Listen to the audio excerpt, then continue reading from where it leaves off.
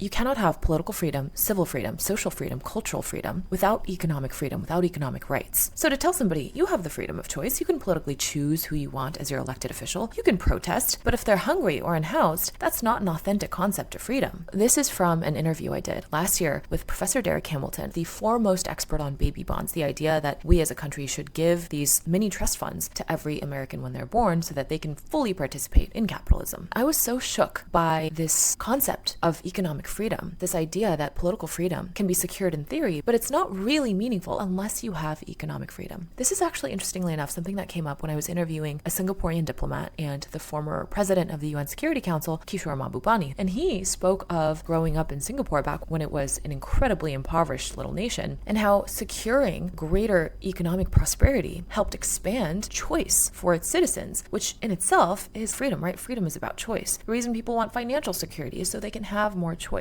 and poverty reduces choice. That's why structurally perpetuated extreme levels of it can be such an injustice. And this, I think, is really important as we head into immense potential labor dislocation caused by AI, precisely because it's challenging our notions of what the state owes its people, especially in such a disruptive time. And it makes me think of FDR's Economic Bill of Rights. We have our individual political liberties secured in the first Bill of Rights, and FDR was saying we've matured enough as a society and we're prosperous enough that now we need to expand our definition of what liberty really is, what human rights really are, and that needs to encompass our economic conditions. And I really think we're on the precipice of being forced to reckon with the absence of a solidified conceptualization of economic freedom, economic justice, economic rights as fundamental human rights. And I'm excited for us to continue to have that dialogue, so follow along if you also want to have more conversations like this.